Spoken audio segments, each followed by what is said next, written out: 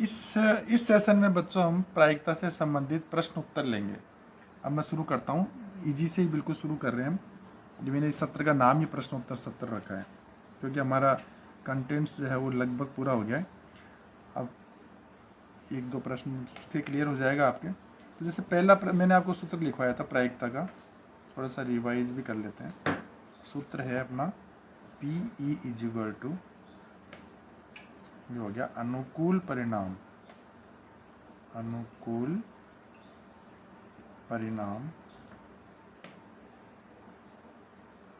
बटा कुल परिणाम।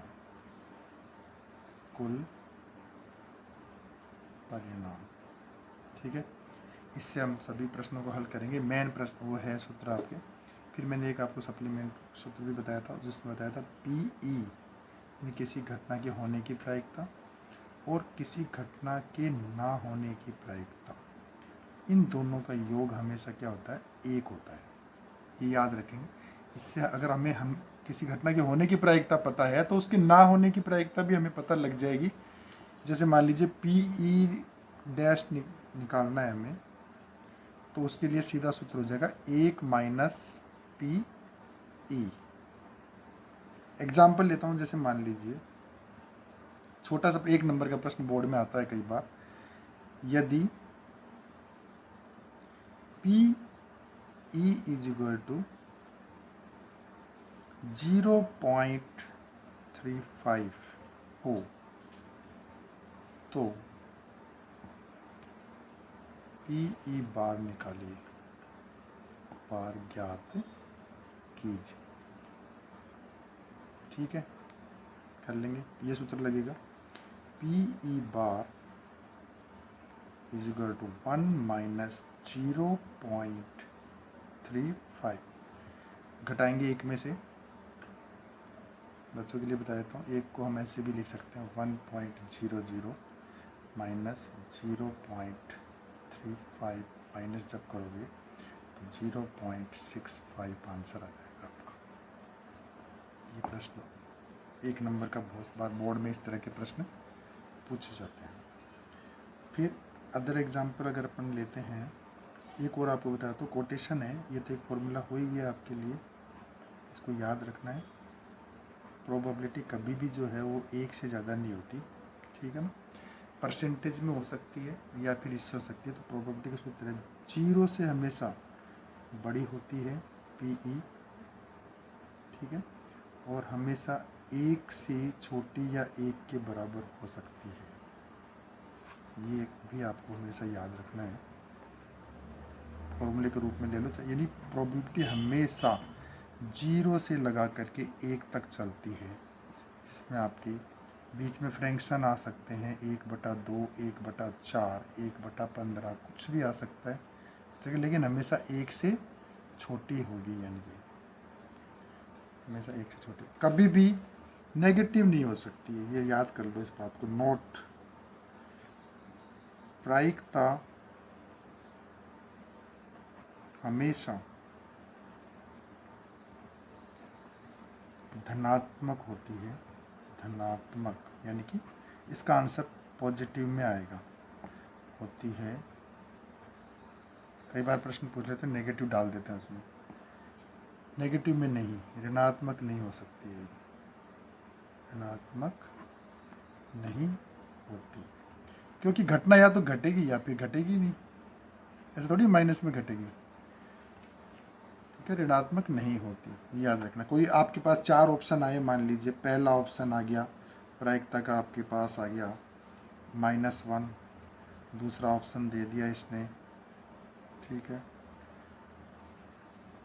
200% दे दिया, ठीक है, तीसरा ऑप्शन दे दिया इसने -3/5, और चौथा ऑप्शन दे दिया इसने 1/2।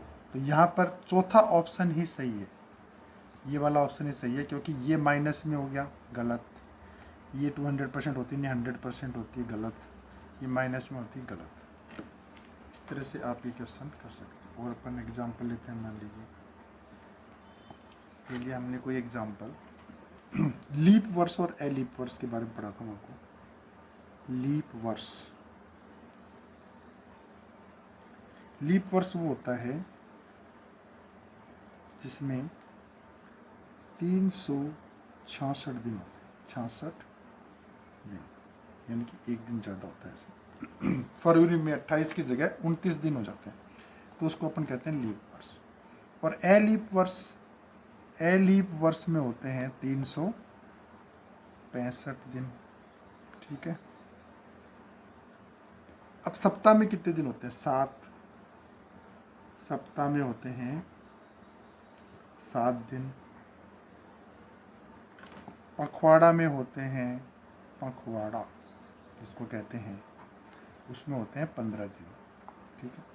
अब अगर आप मान लीजिए कि अपन सप्ताह निकालना चाहते हैं तो 365 में भाग देंगे किसका? 7 का। 7 पंजे 35, 1 बच गया, 5 बच गए, 7 दूनी 14, एक शेष पल रह जाता है, यानी कि 52 सप्ताह पूरे पूरे आ जाते हैं। 52 सप्ताह तो एक वर्ष में पूरे पूरे होते हैं। और फिर लीप वर्ष में एलीप वर्ष, ये मैंने एलीप वर्ष का निकाला है, ये एलीप वर्ष का हो गया, एलीप वर्ष, क्योंकि 365 दिन लिए अपन ने। अगर अपन 366 लेते हैं, मान लीजिए 366 अगर आपने लिए और फिर 7 का भाग लगाया तो आपके पास आएगा 7 पंजे 35, 1 बच गया, 7 दूनी 14, 2 बच गए। यहाँ पर आपके पास 2 दिन शेष बचते हैं, यहाँ पर आपके पास 1 दिन शेष बचता है। ये लीप वर्ष है। इससे संबंधित प्रश्न भी कई बार आते हैं, जो किस तरह के आते हैं वो मैं आपको बताता हूँ।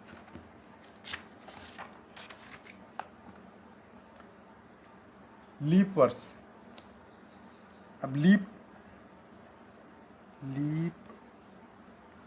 वर्ष में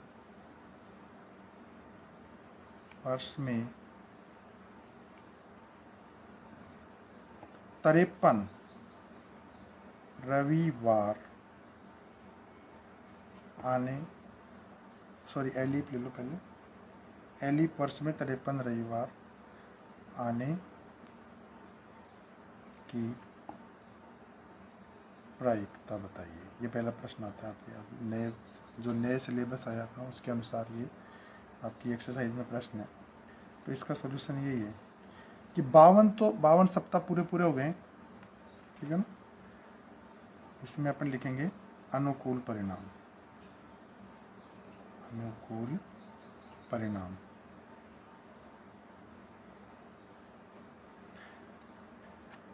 सात का भाग देने पर 52 बार पूरा पूरा गया और एक दिन आपके पास बच जाता है, ठीक है। तो वो एक दिन कोई सा भी हो सकता है, एक दिन रविवार भी हो सकता है, ठीक है। और कुल परिणाम कितने? 7 होते हैं। और रविवार आपका एक ही दिन बच रहा है, वो एक दिन रविवार होता है, तो अपने पास जो प्रायिकता है वो गई कितनी? 1/7।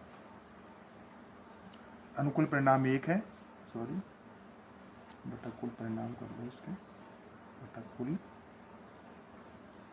परिणाम PE। तो ये है एलीप वर्ष में एक रविवार या एक सोमवार या कोई सा भी एक लेकर के ले सकते हो। तो उसकी प्रायिकता होती है कि अपने पास एक ही दिन बचा हुआ रहता है, बाकी तो 52 सप्ताह पूरे हो गए, तो पूरे हो गए उनको तो छोड़ देते हैं। और वो एक रविवार जो है वो रविवार भी हो सकता है, या सोमवार भी हो सकता है, शनिवार भी हो सकता है, कोई सा भी वार हो सकता है, तो उसके लिए वो एक ही माना जाएगा, अपने पास एक ही दिन बचा हुआ है इसलिए। तो अनुकूल परिणाम में अपने पास 1 है। कुल परिणाम कितने हैं? सप्ताह में 7 दिन होते हैं, इसलिए 7 हो गए। अब लीप वर्ष में यही प्रश्न बन जाता है, अगर ये प्रश्न लीप वर्ष में आता है, लीप वर्ष में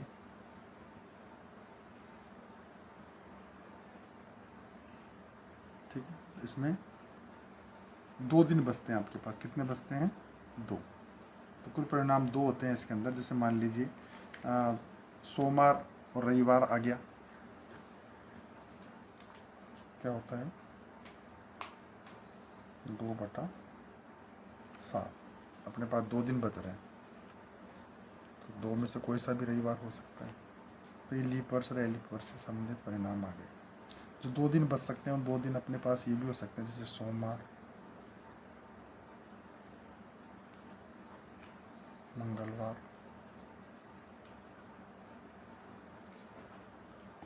मंगलवार, बुधवार, बुधवार, गुरुवार, गुरुवार, शुक्रवार, शुक्रवार, शनिवार, शनिवार, रविवार, रविवार, सोमवार। तो अगर 2 दिन बचते हैं अपने पास तो इतने पेयर बन जाते हैं, 1 2 3 4 5 6 7 बन रहे हैं अपने पास, 7 पेयर बन रहे, तो कुल रिजल्ट तो कितने हो गए, 7 आ गए नीचे आपके पास, ठीक है ना। अब ये ऊपर का नंबर इस बात पे डिपेंड करेगा कि आप क्या पूछ सकते हो। कोई से भी 2 दिन आ सकते हैं ना, कोई से भी 2 सोमवार आने की बताइए आप, जैसे सोमवार निकालना मान लीजिए, तो सोमवार कितना, ये इसमें भी आ रहा है, सोमवार इसमें भी आ रहा है, तो 2 आ जाएगा ऊपर इसमें, बुधवार का भी ऐसे आ जाएगा। तो ये अपना कॉम्बिनेशन बन सकता है। इस कॉम्बिनेशन को देख के और भी कोई प्रश्न अगर आपके दिमाग में आता हो तो उसको आप हल कर सकते हैं, इससे कठिन कोई प्रश्न नहीं आएगा। अगला एक्सरसाइज, कुछ प्रश्न आते हैं गेंदों से संबंधित आते हैं, कुछ प्रश्न आते हैं क्षेत्रफल से संबंधित आते हैं। 5 पीली गेंद, 5 पीली गेंद,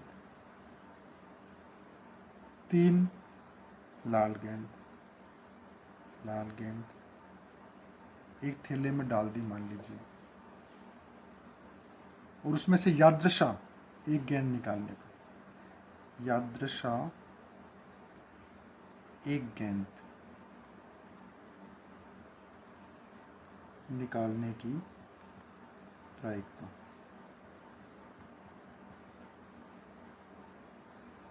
अगर देखा जाए तो इसमें होगा अनुकूल परिणाम। जैसे मान लीजिए वो जो गेंद निकाले वो पीली हो, पीली गेंद की प्रायिकता बराबर, तो 5 बटा कुल गेंदें कितनी, 8। पीली की जगह अगर लाल की निकला होगी तो लाल गेंद की प्रायिकता 3 बटा 8। इस प्रकार से निकाल सकते हैं। कुछ अच्छे पेन कुछ बुरे पेन एक साथ मिला दिए और फिर अच्छा पेन आने की प्रायिकता निकालनी है तो वो भी इसी तरह से क्वेश्चन हो जाएगा, उसको भी अपन ऐसे करते हैं। क्षेत्रफल से संबंधित आता है, मान लीजिए कि भी कोई आपने एक इस तरह का प्रश्न दे रखा है, ये है, ठीक है, ये दे दिया, इसमें आपके बीच में गोला दे दिया, इसकी रेडियस 1 दे दी, 1 सेंटीमीटर दे दी, ठीक है, इसका दे दिया आपके 4 और 3, तो टोटल एरिया हो गया आपके, ये रेक्टेंगल है मान लीजिए ABCD। अब ये जो बीच का एरिया है, इस एरिया में किसी घास है या कुछ भी है जो भी खाने की प्रायिकता निकालनी है, तो इसका एरिया निकालेंगे और इसका एरिया निकालेंगे। तो अनुकूल परिणाम में तो आ जाएगा आपके वृत्त का एरिया, वृत्त का क्षेत्रफल तो अनुकूल में आ जाएगा, और नीचे आ जाएगा आपके आयत का क्षेत्र, आयत का क्षेत्रफल, तो आपके इससे PE निकल जाएगा, प्रायिकता निकल जाएगी। इस तरह के प्रश्न आपके ज़्यादा से ज़्यादा बोर्ड परीक्षा में आ जाए। फिर मैं आपको बीच में 25 तारीख के आसपास आपको एक बार बोर्ड परीक्षा, जो कि 30 तारीख को माध्यमिक शिक्षा बोर्ड की गणित की परीक्षा होने जा रही है, उसके लिए विशेष सामग्री डालूंगा, तो आप देखते रहिए मेरा वीडियो लगातार, आपको और भी वीडियो मिलेंगे। जय हिंद।